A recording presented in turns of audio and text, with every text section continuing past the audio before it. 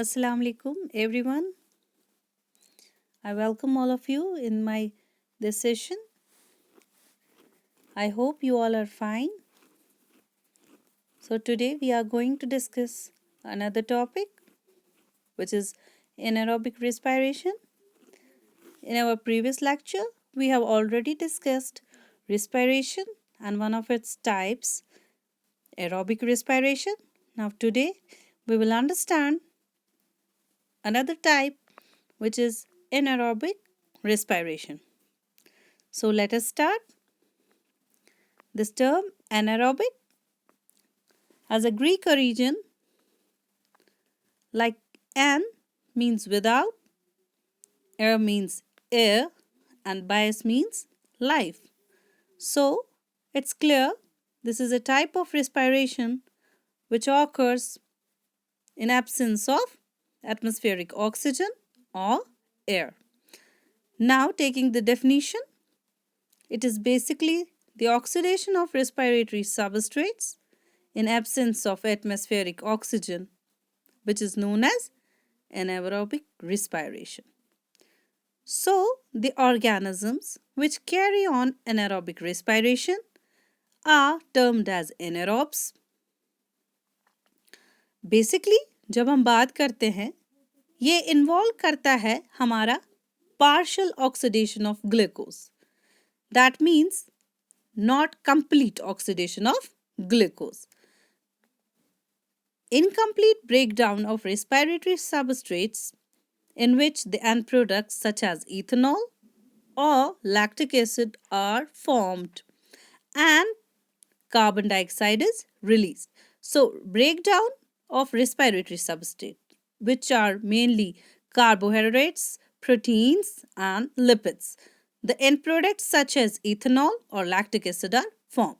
जब हम इथेनॉल की बात करते हैं तो ये ऑर्गेनिक कंपाउंड होता है, अल्कोहल होता है, जिसमें केमिकल फॉर्मूला होता है C2H6 and O. तो हम लैक्टिक एसिड की बात करते हैं. लैक्टिक एसिड मेनली असिस्ट करता है cellular respiration, glucose production and molecular signalling. तो इस प्रोसेस को हम फर्मेंटेशन प्रोसेस भी बोलते हैं.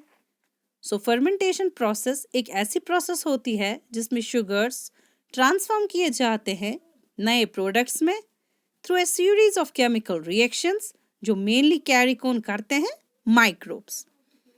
तो इस फर्मेंटेशन प्रोसेस में हमें 5% ऑफ एनर्जी अवेलेबल होती है ग्लूकोज में. तो अब एनारोबिक रेस्पिरेशन यील्ड करता है 1 मॉलिक्यूल इसका ग्लूकोज का प्रोड्यूस करता है 2 energy rich ATP molecules. Likewise जब हमने बात की एरोबिक रेस्पिरेशन की तो हमें ऑब्टेन होते थे 38 एटीपी मॉलिक्यूल्स, लेकिन यहाँ पे उसका वाइस वर्सा है. लाइक वहाँ पे 2 एनर्जी रिच एटीपी मॉलिक्यूल्स हमें ऑब्टेन होते हैं. तो मेनली एनारोबिक रेस्पिरेशन ऑकर होती है लोअर ऑर्गेनिजम्स में, लाइक के सर्टेन बैक्टीरियाज में, या हम यीस्ट की बात करें तो उसमें भी यही एनारोबिक रेस्पिरेशन होती है. तो ह्यूमन बॉडी में ऑकर करते हैं रेगुलरली ये एनारोबिक रेस्पिरेशन आरबीसीज में. जब हमें कोई हैवी एक्सरसाइज होती है मसल्स में तब भी ये एनारोबिक रेस्पिरेशन के थ्रू हमें एनर्जी ऑब्टेन होती है. तो एनारोबिक मोड ऑफ रेस्पिरेशन जो है ये भी 2 स्टेप्स में कंप्लीट होता है. फर्स्ट स्टेप इसका ग्लाइकोलिसिस प्रोसेस है जहाँ पे कि respiratory substrate glucose breaks down into 2 molecules of pyruvic acid, and in the second step this pyruvic acid is converted into ethyl alcohol in case of yeast and certain bacteria. तो yeast की हम बात करें, those are eukaryotic single-celled microbes which are members of fungus kingdom. The basic example include Cryptococcus.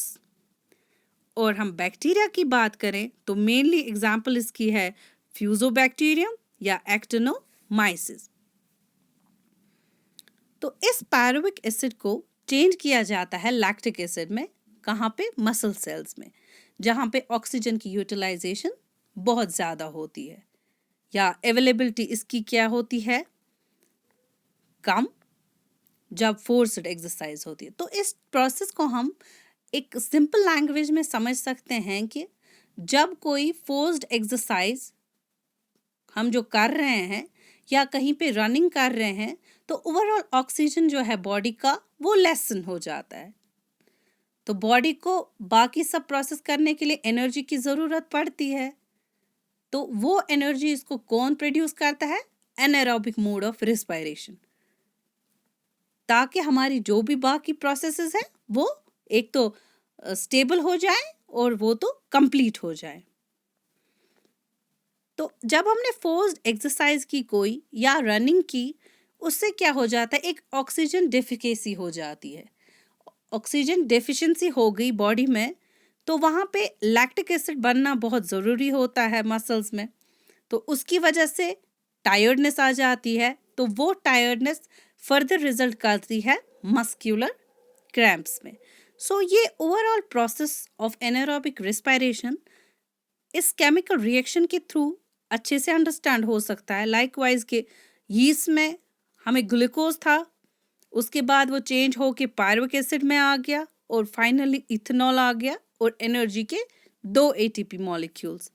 तो muscle cells में glucose से pyruvic acid बन गया और फाइनली हमारा लैक्टिक एसिड और एनर्जी वहाँ पे रिलीज हो गई। आई होप कि आपको ये पूरा रिस्पायरेशन टॉपिक अच्छे से अंडरस्टैंड हुआ होगा। अगर आपको अच्छा लगा तो please do subscribe my channel and press the like button, and we will meet in next session. Till then, take care and goodbye.